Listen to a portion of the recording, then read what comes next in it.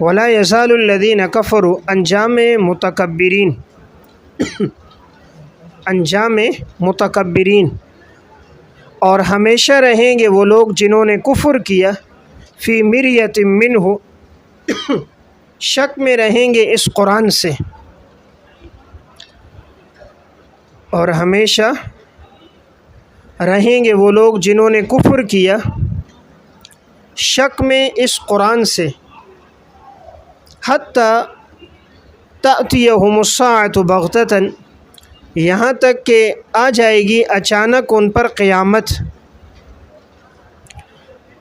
او یأتیہم عذاب یوم عقیم، یا آئے ان پر بانجھ والے دن کا عذاب، بانجھ والے دن کا عذاب۔ بانجھ والا بے برکت دن، بے برکت دن۔ الملک یومئذ للہ، اور بادشاہت اللہ کے لیے ہے، یحکم بینہم، وہ اللہ تعالیٰ فیصلہ کرے گا ان کے درمیان، بریکٹ میں عملی طور پر۔ فالذین آمنوا، تفصیل فیصلہ، پس جو لوگ ایمان لے کر آئے اور نیک اعمال کیے وہ نعمتوں کے باغات میں ہوں گے۔ والذین کفروا وکذبوا بآیاتنا، اور جنہوں نے کفر کیا اور ہماری نشانیوں کو جھٹلایا، پس ان کے لیے رسوا کن عذاب ہوگا۔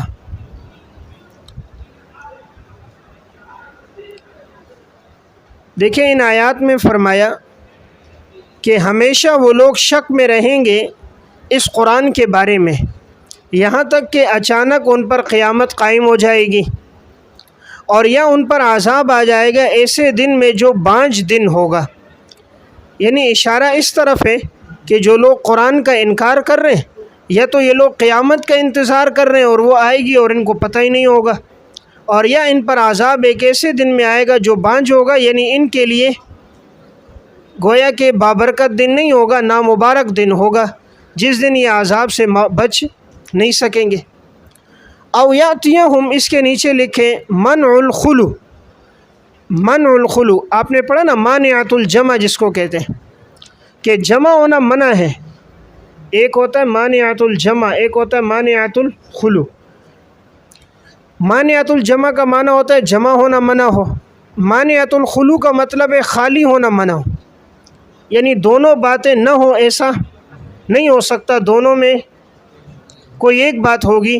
تو اب یہاں بھی دونوں میں سے ایک بات ہوگی، یا تو قیامت ان پر اچانک آ جائے گی، اور یا ان پر عذاب آ جائے گا، اور وہ عذاب ایسا ہوگا کہ یہ اس سے بچ نہیں سکیں گے، دونوں میں سے ایک بات لازم ہوگی۔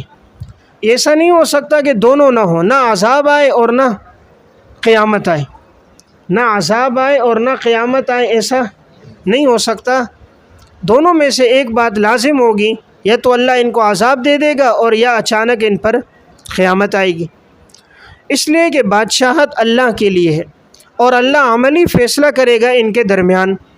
اس عملی فیصلے کی تفصیل یہ ہے کہ جو لوگ ایمان لے کر آئے اور نیک اعمال کیے وہ نعمتوں کے باغات میں ہوں گے، اور جنہوں نے کفر کیا اور شریعت کے احکامات کو جھٹلایا ان کے لیے رسوا کن عذاب ہوگا۔ والذین ہاجروا فی سبیل اللہ، بشارت خاص، اور وہ لوگ جنہوں نے ہجرت کی اللہ کے راستے میں، ثم قتلوا، پھر وہ شہید کر دیے گئے، او ماتوا، یا طبعی موت مر گئے، یا طبعی موت مر گئے، لَيَرْزُقَنَّهُمُ اللَّهُ رِزْقًا حَسَنًا، البتہ اللہ ضرور بھی ضرور دے گا انہیں بہترین رزق، بہترین رزق اللہ انہیں دے گا۔ نیچے لکھیں بریکٹ میں جنت کی نعمتیں، جنت کی نعمتیں، وَإِنَّ اللَّهَ لَهُوَ خَيْرُ الرَّازِقِينَ، اور یقیناً اللہ تعالیٰ بہترین رزق دینے والا ہے، یقیناً اللہ تعالیٰ بہترین رزق دینے والا ہے۔ اس آیت میں فرمایا کہ جن لوگوں نے ہجرت کی اللہ کے راستے میں، جیسے صحابہ اکرام نے ہجرت کی، مکہ سے مدینہ کی طرف آئے، تو ہجرت کر کے آئے. اب بعض صحابہ تو جنگوں میں شہید ہو گئے، جیسے بعض بدر میں، بعض احد میں، اور بعض ایسے ہیں جن کا اپنی طبعی موت کے مطابق انتقال ہو گیا. اللہ تعالیٰ ان کو بہترین رزق دے گا جو جنت کی نعمتوں کی صورت میں ہوگا. یعنی مشرکین اور کفار تو یہ سمجھتے ہیں ان کا تو بڑا نقصان ہو گیا. ایک تو یہ لوگ ہجرت کر کے آئے، ان کے مال دولت سب مکہ میں رہ گیا، کچھ بھی یہ لوگ ساتھ لے جا نہ سکے. اور پھر جب یہ لوگ مدینہ پہنچے تو کوئی شہید ہو گیا، کوئی زخمی ہو گیا، اور پھر یہ لوگ مر گئے، ان کا تو بڑا نقصان ہو گیا. تو اللہ تعالیٰ نے فرمایا جس نے ہجرت کی پھر وہ شہید ہو گیا یا طبی موت مر گیا، ہم دنیا سے بہتر ان کو رزق دیں گے، اور وہ رزق جنت کا رزق ہے. ہم ان کو جنت کے انعامات دیں گے جو دائمی ہیں اور ہمیشہ کے ہیں. وَإِنَّ اللَّهَ لَهُوَ خَيْرُ الرَّازِقِينَ، اور یقیناً اللہ بہترین رزق دینے والا ہے. لَيُدْخِلَنَّهُمْ مُدْخَلًا يَرْضَوْنَ، اور ضرور بے ضرور اللہ انہیں داخل کرے گا ایسے مقام میں کہ وہ پسند کریں گے اسے.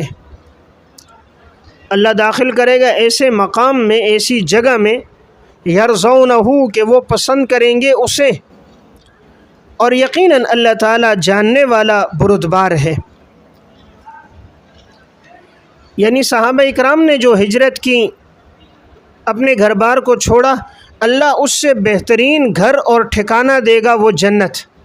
اللہ اس میں ان کو داخل کرے گا، جنت کے محلات میں. اور وہ ایسے محلات ہیں یرضونہ، وہ انہیں بھی پسند آئیں گے.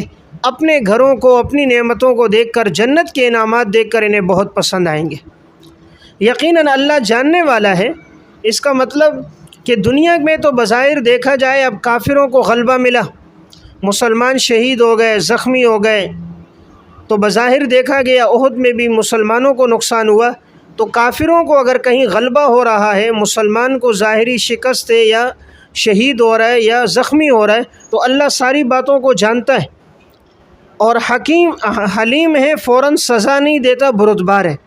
ان کو سزا نہیں دے رہا، اور اس میں اللہ کی حکمتیں. ایمان والوں کو تکلیف پہنچ رہی ہے، وقتی طور پہ نقصان ہو رہا ہے، کہیں عارضی طور پہ شکست ہو رہی ہے، کفار کو فتح ہو رہی ہے، تو اللہ علیم ہے، اس میں بڑی حکمت ہے. اور وہ حلیم ہے، کافروں کو فوراً سزا نہیں دے رہا، مہلت دے رہا ہے، تاکہ یہ نہ کہیں کہ ہمیں مہلت نہیں ملی.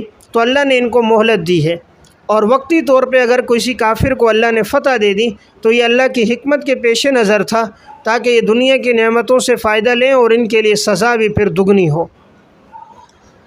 ذالک ومن عاقبہ، اور یہ مضمون جو تم سن چکے ہو، تو ومن عاقبہ بمثل ما عوقبہ، پس جو بدلہ لیں مثل اس کے کہ جو تکلیف پہنچائی گئی، جو بدلہ لیں مثل اس کے جو تکلیف پہنچائی گئی. ثم بغی علیہ، پھر اس پر ظلم کیا جائے. لینصرنہ اللہ، تو اللہ ضرور بھی ضرور اللہ اس کی مدد کرے گا. یقیناً اللہ تعالیٰ معاف کرنے والا اور بخشنے والا ہے. معاف کرنے والا اور بخشنے والا ہے. دیکھیں اس آیت میں فرمایا کہ جو شخص بدلہ لے جب کہ اسے تکلیف پہنچائی گئی ہو، پھر اس کے بعد اگر اس پر ظلم کر دیا جائے تو اللہ ضرور اس کی مدد کرے گا، اس لیے کہ یقیناً اللہ تعالیٰ معاف کرنے والا اور بخشنے والا ہے.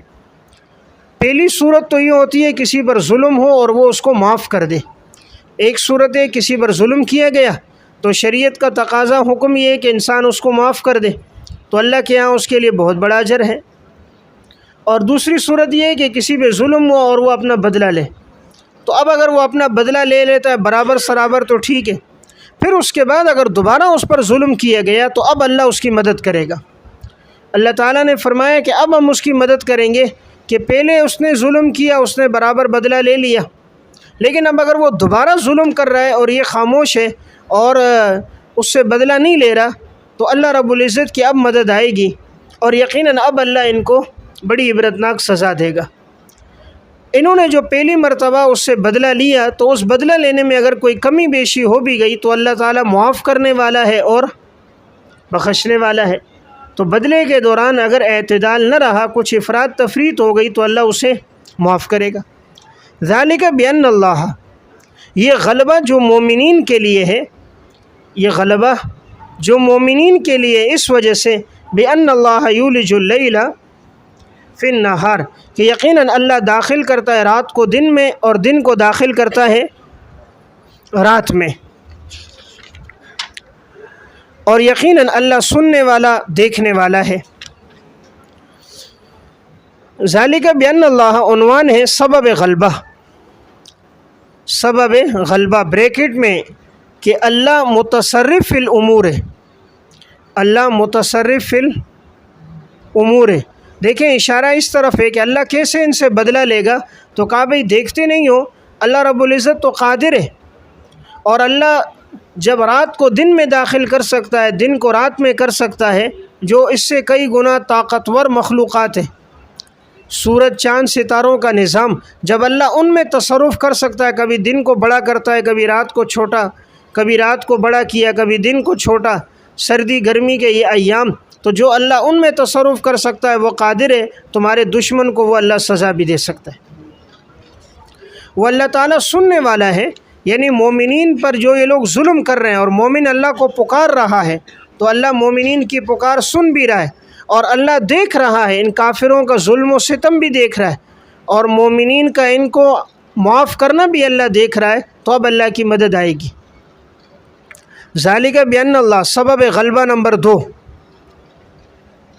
یقیناً اللہ تعالیٰ کی ذات برحق ذات ہے، اور جس کو یہ لوگ پکارتے ہیں اللہ کے علاوہ وہ تو باطل ہے، اور یقیناً وہ اللہ العلی بلند تر ہے، وہ اللہ بلند تر ہے، اور الکبیر بہت بڑا ہے، بلند تر ہے اور بہت بڑا ہے۔ غلبے کا دوسرا سبب یہ ہے اللہ تعالیٰ کی ذات برحق ہے، اللہ کے علاوہ جو کچھ ہے وہ باطل ہے، اور یقیناً جس کو تم پکار رہے ہو وہ باطل ہے، اور اللہ تعالیٰ کی ذات بلند تر ہے، یعنی اللہ ذات کے اعتبار سے بھی بلند ہے، کبیر، اور صفات کے اعتبار سے بھی اللہ بلند ہے، تو ذات میں بھی یکتا ہے، صفات میں بھی یکتا ہے۔ الم تر ان اللہ انزل، دلیل عقلی، اعادہ مضمون اول یعنی نفی شرک اعتقادی، اعادہ مضمون اول یعنی نفی شرک اعتقادی، تو اس پر دلیل عقلی نمبر 1 ہے، یقیناً کیا آپ نہیں دیکھتے کہ اللہ تعالیٰ آسمان سے اتارتا ہے پانی، فتصبح الارض مخضرہ، پھر ہو جاتی ہے زمین سرسبز، پھر ہو جاتی ہے زمین سرسبز، یقیناً اللہ تعالیٰ باریک بین ہے اور خبردار ہے، آگاہ ہے، باریک بین ہے اور خبردار ہے۔ اس آیت میں فرمایا کہ اللہ تعالیٰ کی قدرت کی دلیل نہیں دیکھتے، آسمان سے پانی برسایا اور زمین کو اللہ نے سرسبز بنا دیا۔ اللہ تعالیٰ تو باریک بین ہے، تمام امور سے مطلع ہے اور باخبر ہے، اللہ سے کوئی چیز پوشیدہ نہیں ہے، اسی کے لیے بادشاہت آسمانوں اور زمینوں میں ہے، اور یقیناً وہ اللہ لہو الغنی، وہ اللہ بے نیاز ہے، الحمید قابل ستائش ہے، تعریف کے قابل بھی وہ اللہ ہے، اور وہ اللہ بے نیاز ذات ہے۔ الم تر ان اللہ، دلیل عقلی نمبر 2، کیا آپ نہیں دیکھتے کہ اللہ تعالیٰ نے مسخر کر دیے تمہارے لیے جو کچھ زمین میں ہے، اور کشتی کو تجری فی البحر بامرہ، جو چل رہی ہیں سمندر میں اللہ کے حکم سے، وَيُمْسِكُ السَّمَاءَ، اور اس اللہ نے تھامے رکھا ہے آسمان کو، ان تقع علی الارض، کہیں وہ گر نہ پڑے زمین پر، تھامے رکھا ہے آسمان کو کہیں وہ گر نہ پڑے زمین پر، مگر یہ کہ وہ اللہ کی اجازت سے ہے۔ یقیناً اللہ اپنے بندوں پر نہایت مہربان ہے اور رحم کرنے والا ہے۔ اس آیت میں اللہ کی قدرت کی دوسری ایک دلیل ہے، اس میں اللہ تعالیٰ نے فرمایا کہ اللہ تعالیٰ کی ذات وہ ہے جس نے تمہارے لیے مسخر کر دیا زمین کو، اور اللہ نے مسخر کر دیا، تازی چائے پانی بھی گرم، اور یقیناً اللہ تعالیٰ کی ذات وہ ہے جس نے مسخر کیا تمہارے لیے زمین کو، اور مسخر کیا اللہ نے کشتیوں کو کہ جو چل رہی ہیں اللہ کے حکم سے، اور اللہ نے آسمان کو تھامے رکھا ہے کہ وہ زمین پر گر نہ پڑے۔ دیکھیں آسمان کے نیچے کوئی ستون نہیں ہے، کوئی چھت بغیر ستونوں کے بغیر پلروں کے نہیں ٹھہرتی۔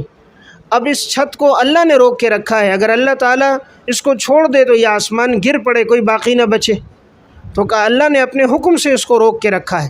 یہ سب کچھ اللہ کیوں کر رہا ہے؟ اس لیے کہ اللہ اپنے بندوں پر نہایت مہربان ہے، نہایت شفیق ہے، کہ آسمان سے پانی اتار رہا ہے، زمین سے سبزہ نکال رہا ہے، جانوروں کو مسخر کر دیا ہے، کشتیوں کو پانی میں چلا رہا ہے، فضا کو انسان کے لیے تابع کر دیا ہے۔ سب کچھ کیوں؟ اس لیے کہ اللہ بڑا مہربان اور رحم کرنے والا ہے۔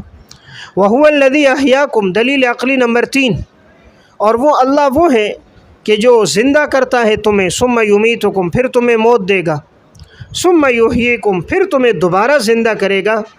اور یقیناً انسان تو بڑا ناشکرا ہے، انسان بڑا ناشکرا ہے۔ دیکھیں اس آیت میں فرمایا گیا اللہ کی ذات وہ ہے جس نے تمہیں زندہ کیا، جس نے تمہیں پیدا کیا، وہ اللہ ہے۔ کائنات میں کوئی ایسا ان کا معبود نہیں ہے جو کسی چیز کو پیدا کر سکے، تو اللہ وہ ہے جس نے تمہیں پیدا کیا، پھر وہی اللہ ہے جو تمہیں موت بھی دے گا، اور پھر دوبارہ تمہیں وہی اللہ زندہ بھی کرے گا۔ قیامت کے دن اللہ تعالیٰ قبروں سے دوبارہ اٹھا کر زندہ بھی کرے گا، لیکن انسان ساری نعمتوں کو دیکھ کر بھی بڑی ناشکری کرتا ہے، اللہ تعالیٰ کی نعمتوں کا قدردان نہیں ہے۔ لِكُلِّ أُمَّةٍ جَعَلْنَا، دوسرے مضمون کا اعادہ یعنی نفی شرک فعلی، دوسرے مضمون کا اعادہ یعنی نفی شرک فعلی۔ ہر امت کے لیے ہم نے منسکن، اس کا ایک ترجمہ ہے عبادت کا طریقہ، اور دوسرا ترجمہ ہے، ایک ترجمہ ذبح، ہم نے ہر امت کے لیے ذبح کا ایک طریقہ رکھا، دوسرا ہے عبادت کا طریقہ، اور تیسرا احکام شریعت، احکام شریعت۔ ہم نے ہر امت کے لیے ذبح کا ایک طریقہ رکھا، یا عبادت کا ایک طریقہ رکھا، یا احکام شریعت ہم نے ہر امت کے لیے رکھے۔ ناسکوہ،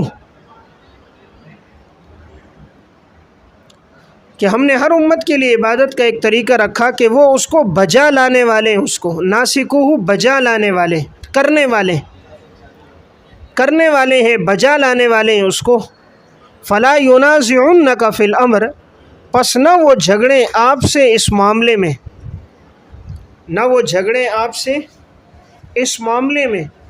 ینازعوں کے نیچے کافر، وہ کافر آپ سے اس معاملے میں نہ جھگڑیں۔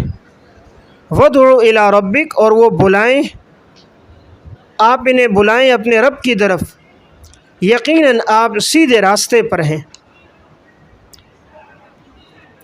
دیکھیں اس آیت میں اس کے 3 مفہوم ہیں۔ پہلا مفہوم اس کا یہ ہے کہ ہم نے ہر امت کے لیے ذبح کرنے کا ایک طریقہ رکھا ہے، بس چاہیے کہ وہ بجا لائیں اسی کو، اور آپ سے اس معاملے میں جھگڑے نہیں۔ تفسیر روح المعانی میں علامہ آلوسی رحمہ اللہ نے المستدرک علی الصحیحین کے حوالے سے نقل کیا کہ جب یہ شریعت میں حکم آیا نا ذبح کرنے کا کہ جانوروں کو ذبح کرو، تو اب مشرکین کی طرف سے یہ اعتراض ہوتا تھا کہ پہلے تو ذبح کرنے کا حکم نہیں تھا، اب ذبح کا حکم ہے، اور اسی طرح یہ اعتراض کہ جس جانور کو تم لوگ خود ذبح کر لیتے ہو اس کو کھاتے ہو، جس کو خدا مار لے اس کو نہیں کھاتے ہو، جو طبی موت مر جائے اس کو نہیں کھاتے، جس کو خود مار دو اس کو کھاتے ہو۔ تو یہ جو ذبح کا تم نے طریقہ رکھا یہ تو ایک نئی چیز ہے۔ تو جواب آ گیا کہ نہیں، یہ کوئی نئی بات نہیں ہے، ہر شریعت میں ذبح کے احکامات تھے۔ پہلی شریعتوں میں بھی یہی حکم تھا کہ جس جانور کو تم نے ذبح کیا اس کو کھاؤ، جو طبی موت مر جائے اس کا کھانا جائز نہیں ہوتا تھا۔ تو یہ کوئی نئی بات نہیں ہے، یہ عبادت کے یہ طریقے ہر شریعت میں رہے ہیں۔ تو یہ ذبح کے احکامات پہلے بھی تھے، آج بھی ہیں۔ یا نمبر 2، اس سے مراد عبادت کا طریقہ، کہ عبادت کے جو طریقے ہم نے پہلے رکھے تھے، پہلی شریعتوں میں تھے، اسی طرح عبادت کے طریقے اس شریعت میں بھی باقی ہیں۔ ان میں کچھ نہ کچھ تبدیلیاں تو آتی رہتی ہیں، شرائع کی وجہ سے معمولی اور جزوی تبدیلیاں آتی ہیں، لیکن جو کلی بات ہے عبادت وہ ہر شریعت میں رہی۔ پہلی شریعتوں میں بھی عبادت تھی، شریعت میں بھی عبادت ہے۔ بس یہ کافر لوگ آپ سے نہ جھگڑے۔ اور یہ مراد احکام شریعت، کہ شریعت کے جو ہم نئے نئے احکامات اب حضور پہ آ رہے ہیں، تو یہ لوگ کہتے ہیں کہ بھئی یہ تو ہم نئی بات سن رہے، پہلے تو ہم نے یہ بات نہیں سنی، یہ حکم تو پہلے کبھی ہم نے نہیں سنا۔ تو جواب یہ ہے کہ اللہ تعالیٰ نے ہر پیغمبر کو نئی شریعت دی، تو جو بھی صاحب شریعت پیغمبر ہوتے ہیں ان کو نئی کتاب، نئے نئے احکامات آتے ہیں، تو آپ صلی اللہ علیہ وسلم کو بھی نئی کتاب، نئے نئے احکامات دیے گئے، تو لہٰذا اس معاملے میں یہ لوگ آپ سے نہ جھگڑیں۔ تو یہاں ان کو کہا گیا کہ بھئی تم حضور سے نہ جھگڑو، یہ تو اللہ نے احکامات دیے ہیں، پیغمبر تو ان احکامات کو صرف پہنچانے والا ہے، بنانے والا نہیں۔ اور حضور کو حکم دیا وَادْعُ إِلَىٰ رَبِّكَ، آپ ان کو بلائیں اپنے رب کی طرف، یقیناً آپ سیدھے راستے پر ہیں۔ یعنی یہ لوگ اگر آپ سے جھگڑ رہے ہیں تو آپ ان سے الجھے نہیں، آپ ان کو دین کی دعوت دیں، سیدھے راستے کی طرف بلائیں، اس لیے کہ حق تو آپ کے پاس ہے، ہدایت آپ کے پاس ہے، آپ ان کو دعوت دیتے رہیں۔ وَإِن جَادَلُوكَ، اور اگر وہ آپ سے جھگڑے، فَقُلِ اللَّهُ أَعْلَمُ بِمَا تَعْمَلُونَ، تو آپ فرما دیجئے اللہ تعالیٰ جانتا ہے اس کو جو تم عمل کرتے ہو، جو کچھ تم عمل کر رہے ہو اللہ تعالیٰ اس سب کو جانتا ہے۔ اور اللہ تعالیٰ فیصلہ کرے گا تمہارے درمیان قیامت کے دن ان تمام چیزوں میں جس میں تم لوگ اختلاف کر رہے ہو، فیصلہ کرے گا، بریکٹ میں عملی فیصلہ، قیامت کے دن اللہ عملی فیصلہ کرے گا سب کے درمیان۔ الم تعلم ان اللہ، ازالہ شبہ، شبہ یہ ہوتا ہے کہ اللہ تعالیٰ کو مخلوقات کے اعمال کا کیسے علم ہوگا؟ شبہ یہ کہ اللہ کو مخلوقات کے اعمال کا کیسے علم ہوگا؟ یعنی اللہ فیصلہ تو تب کرے جب اللہ کو سب کا علم ہو، تو اللہ کو کیسے سب کا علم ہوگا؟ جواب یہ کہ اللہ تعالیٰ تو زمین آسمان کی تمام چیزوں کو جانتا ہے، تو بندے کے اعمال کو تو بطریق اولا جانتا ہے۔ کیا یہ لوگ نہیں جانتے کہ یقیناً اللہ تعالیٰ جانتا ہے ما فی السماء والارض، جو کچھ آسمانوں میں، جو کچھ زمینوں میں؟ ان ذالک فی کتاب، یقیناً یہ سب کچھ لوح محفوظ میں درج ہے، یقیناً یہ سب کچھ کتاب سے مراد لوح محفوظ، یقیناً یہ سب کچھ لوح محفوظ میں درج ہے، یعنی یہ سب ہمارے پاس پہلے سے ریکارڈ موجود ہے، اور یقیناً یہ سب کچھ تیرے اللہ کے لیے بہت آسان ہے۔ اللہ کے لیے بہت آسان ہے، یعنی بندوں کے لیے تو مشکل ہے کہ کسی کا مکمل ریکارڈ رکھنا، مکمل معلومات رکھنا، کوئی بندہ تو نہیں کر سکتا، لیکن اللہ سے کوئی چیز مخفی نہیں ہے۔ جب ہر چیز کا علم اللہ کو ہے تو اللہ قیامت کے دن عملی فیصلہ کرے گا۔ وَيَعْبُدُونَ مِن دُونِ اللَّهِ، شکوہ مشرکین، اور یہ لوگ عبادت کرتے ہیں اللہ کے علاوہ، یعبدون کے نیچے مشرک، اور یہ مشرک لوگ اللہ کے عبادت کرتے ہیں، حالانکہ اللہ نے نہیں اتاری اس پر کوئی دلیل، اللہ نے اس پر ان کے لیے کوئی دلیل نہیں اتاری۔ سلطانن کے نیچے دلیل نقلی، وما لیس لہم بہ علم، اور نہیں ہے انہیں اس کا کوئی علم، علم کے نیچے دلیل عقلی، ان کے پاس نہ کوئی دلیل نقلی ہے اور نہ دلیل عقلی ہے۔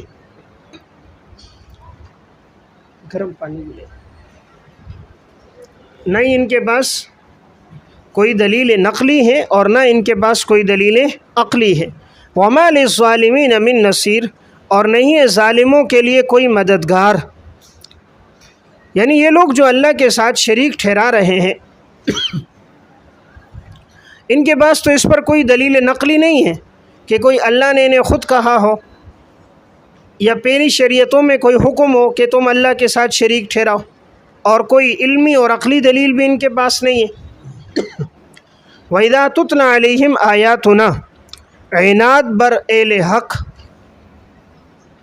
عناد بر اہل حق پر ان کو کتنا عناد ہے کہ جب پڑھی جاتی ہے ان پر ہماری آیات واضح طور پر، تعرف فی وجوہ الذین کفروا المنکر، پہچانتے ہیں ان لوگوں کے چہرے جنہوں نے کفر کیا، ان کے چہروں سے کیا بات پہچانی جا رہی ہے؟ المنکر، ناگواری، ان کے چہروں پر ناگواری پہچانی جا رہی ہے، معلوم ہو رہی ہے۔ یکادون یسطون، قریب ہے کہ وہ حملہ کر دیں، بالذین یتلون علیہم آیاتنا، ان لوگوں پر جو پڑھتے ہیں ان پر ہماری آیات، قریب ہے کہ وہ حملہ کر دیں ان لوگوں پر کہ جو پڑھتے ہیں ان پر ہماری آیات۔ قل افانبئکم زجر، فرما دیجئے کیا میں تمہیں خبر نہ دوں، بشر من ذالک، اس سے بدتر بات کی، اس سے بدتر بات کی، ذالکم کے نیچے ان آیات اور نشانیوں سے بدتر بات کی میں تمہیں خبر نہ دوں۔ النار سے پہلے ہوا النار، وہ بدتر بات تمہارے لیے جہنم ہے، جس کا اللہ نے وعدہ کیا ہے کافروں سے، وبئس المصیر، اور وہ بہت برا ٹھکانہ ہے۔ دیکھیں اس آیت میں فرمایا کہ جب ان کے سامنے پڑھی جاتی ہیں ہماری آیات تو ان کافروں کے چہروں پر ناگواری کے آثار نظر آ رہے ہوتے ہیں، اور یہ لوگ اتنے غصے میں ہوتے ہیں، قریب ہے کہ یہ لوگ ان پر حملہ کر دیں۔ جنہوں نے ہماری آیات پڑھ کر ان کو سنائی، یعنی ان کا بس نہیں چلتا، ورنہ تو یہ اس پہ حملہ کر کے ان کو مار دیں۔ تو ایسا ہی ہوتا ہے جب بھی اہل حق میں کوئی حق بیان کرتا ہے تو جو باطل ہوتا ہے اس کی پہلی کوشش یہی ہوتی ہے کہ حملہ کر کے ان کو مار دو، تو یا تو اہل حق کو شہید کر دیتے ہیں، یا سلاخوں کے پیچھے ڈال دیتے ہیں جیلوں میں، یا زخمی کر دیتے ہیں، یا مختلف قسم کی پابندیاں ان پر لگا دیتے ہیں، یا نظر بند کر دیتے ہیں۔ تو یہ ہر دور کے باطل کے یہی طریقہ رہا کہ جب وہ دلیل سے بات نہ کر سکا تو پھر وہ مارنے کے لیے تیار ہو گیا۔ تو یہاں بھی کہا جب ان پر آیات پڑھی گئی تو ان کے چہروں پر ناگواری کے آثار شروع ہو گئے، قریب تھا کہ یہ لوگ حملہ کر دیں۔ فرمایا اس سے بدترین بات میں تمہیں نہ بتاؤں، وہ یہ کہ تمہارا ٹھکانہ جہنم ہے۔ یعنی ابھی تو آیات پڑھی تمہیں غصہ آ رہا ہے، اس سے زیادہ غصے والی بات تمہیں نہ بتائیں۔ وہ غصے والی بات یہ ہے کہ تمہارا ٹھکانہ بھی تو جہنم ہے، اور اس کا وعدہ اللہ نے کر دیا ہے کافروں سے، اور وہ بہت برا ٹھکانہ ہے۔ یا ایھا الناس، اے لوگو، عنوان لکھیں ابطال شرک پر بدیہی دلیل، ابطال شرک پر بدیہی دلیل۔ اے لوگو بیان کی جاتی ہے کہ ایک مثال، فاستمعوا لہ، غور سے سنو اسے،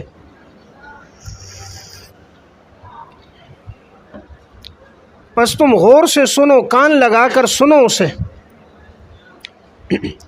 ان الذین، یقیناً وہ لوگ جو پکارتے ہیں اللہ کے علاوہ کسی اور کو، لن یخلقوا ذبابا، ہرگز نہیں وہ پیدا کر سکتے کسی مکھی کو، ذبابا مکھی، لکھے تنکیر برائے تحقیر، تنکیر برائے تحقیر، یعنی چھوٹی سی مکھی، ادنا مکھی۔ وَلَوِ اجْتَمَعُوا لَهُ، اگرچہ سب اکٹھے ہو جائیں، اگرچہ سب اکٹھے ہو جائیں، اور اگر وہ مکھی چھین لے ان سے کوئی چیز، لا يستنقذوه من، تو یہ وہ چیز نہیں چھڑا سکتے اس مکھی سے۔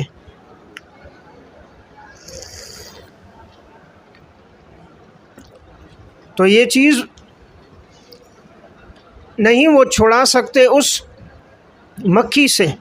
ضعف الطالب والمطلوب، کمزور ہے مانگنے والا اور جس سے مانگا جا رہا ہے، مانگنے والا اور جس سے مانگا جا رہا ہے۔ طالب کے نیچے بریکٹ میں عابد، اور مطلوب کے نیچے معبود۔ عابد بھی کمزور ہے، معبود بھی کمزور ہے۔ یہاں اللہ تعالیٰ نے شرک کے ابطال کی بڑی واضح دلیل دی، کہا جس کو تم اللہ کے علاوہ پکار رہے ہو، کیا آج تک تمہارے ان معبودان نے کوئی چھوٹی سی مکھی پیدا کی ہے؟ کہا مکھی تو دور کی بات ہے، یہ سارے معبودان اکٹھے ہو جائیں، مکھی جو آ کر ان میں سے کوئی حصہ لے لیتی ہے، ان کے کھانے میں، پینے میں، چینی میں، جو اٹھا کے لے جائے، یہ تو اس سے چھڑا بھی نہیں سکتے۔ مکھی کو تو مار دیں گے، چھڑا نہیں سکیں گے۔ اللہ نے یہ نہیں کہا ہے کہ مار نہیں سکتے، مار سکتے ہیں، مکھی کے منہ سے اس کو چھین نہیں سکتے۔ تو مکھی کے منہ سے تم اس کو چھین نہیں سکتے، تو ضعف الطالب، یہ مانگنے والا بھی کمزور ہے، اور جس سے مانگ رہا ہے وہ بھی کمزور ہے، تو ان کا خدا بھی کمزور ہے، یہ بھی کمزور ہے۔ مسلمان کا خدا بھی طاقتور ہے، مسلمان بھی طاقتور ہے۔ اس لیے مسلمان اپنے دل کے ساتھ، سینے کے ساتھ بم باندھ کے جا رہا ہے، نہیں ڈرتا۔ کافر جتنے یہ سارے بزدل ہیں، کوئی کافر بم نہیں باندھے گا، کوئی دشمن کے ساتھ نہیں، یہ تو پیسے کے لیے لڑتے ہیں، تنخواہ کے لیے، مراعات کے لیے، اور اپنے بنگلے عیش و عشرت کے لیے لڑ رہے ہوتے ہیں، کبھی بھی آگے نہیں جاتے۔ مومن تو اللہ کی رضا کے لیے لڑ رہا ہوتا ہے، سب سے آگے آگے بڑھتا ہے، مارا گیا تو شہید، لوٹ آیا تو غازی، دونوں صورتوں میں فائدہ۔ اس لیے مومن پیسے کے لیے نہیں لڑتا، وہ اللہ کی رضا کے لیے لڑتا ہے، اس لیے وہ طاقتور ہوتا ہے اس کا ایمان۔ یہ تو موت سے ڈر رہے ہوتے ہیں، تو اس لیے ہر کافر بزدل ہے، ہر کافر بزدل ہوتا ہے۔ سنلقی فی قلوب الذین کفروا الرعب، ہم کافروں کے دل میں رعب ڈال دیں گے۔ جتنا ایمان طاقتور ہوتا ہے اتنا رعب زیادہ ہوتا ہے۔ نصرت بالرعب مسیرۃ شہر، حضور کا رعب تھا 1 مہینے تک، 1 مہینہ دور دشمن آپ سے ڈرتا تھا، کیونکہ سب سے طاقتور ایمان آپ صلی اللہ علیہ وسلم کا تھا، تو رعب بھی زیادہ تھا۔ جتنا ایمان کا پیمانہ ہوگا تقویٰ کا، اتنا آپ کا رعب ہوگا۔ ابھی تو 3 گلیاں دور آواز ہوتی ہے کہ بچے کو غصہ کر رہے ہیں، بیوی کو غصہ کر رہے ہیں، لیکن وہ ٹس سے مس نہیں ہو رہی، وہ اپنے موبائل میں لگی انگلی مار رہی ہے، کبھی ادھر کبھی ادھر، گالیاں دے رہا ہے، برا بھلا کہہ رہا ہے، لیکن بچہ اس کے کان پہ جوں بھی نہیں رینگتی۔ اور لیکن زندگی میں تقویٰ ہوگا، وہ گھر میں داخل ہوگا، بچوں پہ ہیبت طاری ہو جائے گی، وہ مارنے کی ضرورت نہیں ہوگی، وہ دلوں میں اللہ تعالیٰ ان کی محبت بھی ڈال دے گا، اور دلوں میں ان کی تعظیم بھی آ جائے گی۔ ما قدر اللہ حق قدرہ، نہیں انہوں نے اللہ کی تعظیم کی جس طرح تعظیم کرنے کا حق تھا۔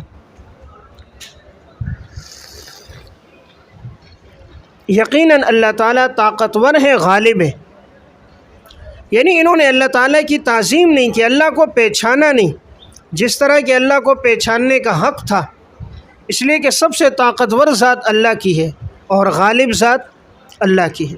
اللہ یصطفی من الملائکہ، اور اللہ چنتا ہے ملائکہ میں سے بھی رسولوں کو اور لوگوں میں سے بھی رسولوں کو۔ اللہ فرشتوں میں سے اور انسانوں میں سے رسولوں کو چنتا ہے، منتخب کرتا ہے۔ یقیناً اللہ سننے والا، دیکھنے والا ہے، یعنی فرشتوں میں بھی اللہ نے جن کو رسول بنایا، جیسے جبرائیل علیہ السلام قاصد ہیں، اللہ تعالیٰ کے پیغامات لے کر انبیاء علیہ السلام کے پاس آتے ہیں، ان کو بھی اللہ نے چنا ہے۔ اور جو بڑے بڑے فرشتے ہیں، جبرائیل علیہ السلام، میکائیل علیہ السلام، اسرافیل علیہ السلام، اسرائیل علیہ السلام، ان سب کو بھی اللہ نے چنا ہے۔ اور جو انسانوں میں سے اللہ نے پیغمبر بنائے، اللہ نے ان کو بھی چنا ہے۔ یقیناً اللہ ہر ایک انسان کی ہر بات سن رہا ہے، اللہ کو پتہ ہے اور اللہ دیکھ رہا ہے۔ اللہ کو معلوم ہے کس کو چننا چاہیے، کس کو پیغمبر بنانا چاہیے، کون پیغمبر بنانے کا حقدار اور لائق ہے، اور وہ کیا کہہ رہا، کیا کر رہا ہے، اللہ سب سنتا، جانتا، دیکھتا ہے، یعنی اللہ کو مشورہ دینے کی ضرورت نہیں۔ یعلم ما بین ایدیہم، کہ وہ اللہ جانتا ہے جو کچھ آگے ہے، جو کچھ پیچھے ہے، اور اسی کی طرف تمام امور کو لوٹایا جاتا ہے۔ یعنی عالم الغیب صرف اللہ ہے، لکھیں عالم الغیب صرف اللہ ہے۔ یا ایھا الذین آمنوا ارکعوا، مومنین کے لیے اصول کامیابی، مومنین کے لیے اصول کامیابی، اے ایمان والو، تم نمبر 1 تم رکوع کرو، نمبر 2 سجدہ کرو، نمبر 3 اپنے رب کی عبادت کرو، اور نمبر 4 بھلائی کے کام کرو تاکہ تم لوگ کامیاب ہو جاؤ۔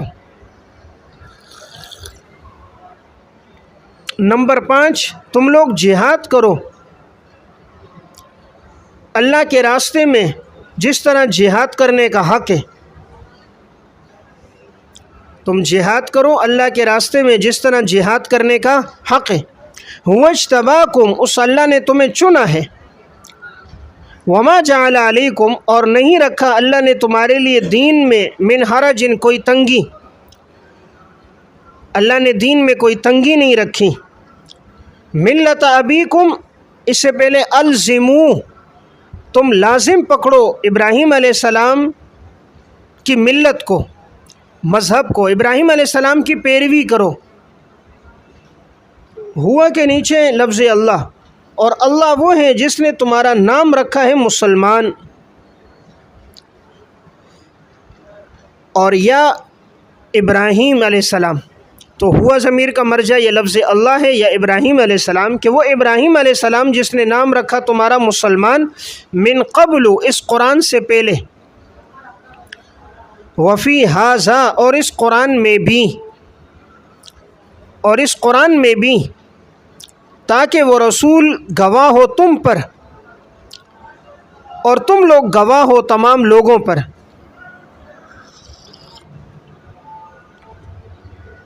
پس نماز قائم کرو اور زکوٰۃ دو، اور مضبوطی سے پکڑو اللہ کے دین کو،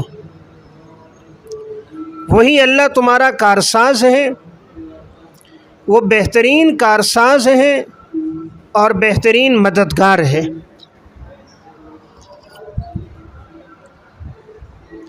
اس آیت میں مومنین کے لیے اصول کامیابی ہے، تو 5 اصول کامیابی کا تذکرہ کیا گیا۔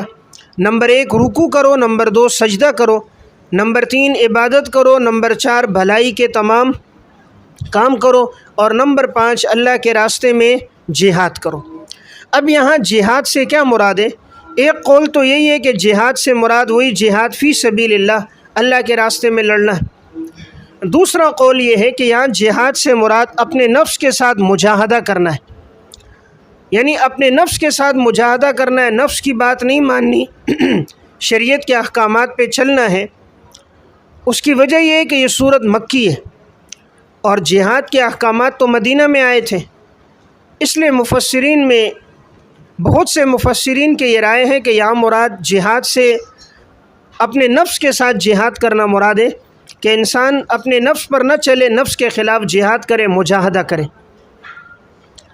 اور آگے فرمایا کہ وہ اللہ وہ ہے جس نے تم لوگوں کو چن لیا اور دین کے معاملے میں تمہارے لیے کوئی تنگی نہیں رکھی، اللہ نے بڑی آسانی کی، یعنی کوئی ایسا حکم نہیں دیا جس کو ہم کر نہ سکیں، تکلیف مالا یطاق نہیں ہے، اللہ نے کوئی ایسا حکم نہیں ڈالا جو انسان اس کے کرنے کی طاقت نہ رکھ دو۔ لا یکلف اللہ نفسا الا وسعها، ہر وہ حکم دیا ہے جس کو ہم کر سکتے ہیں۔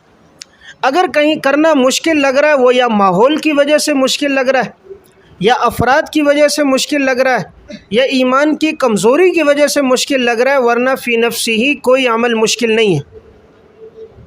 سمجھ رہے؟ ہر عمل آسان ہے۔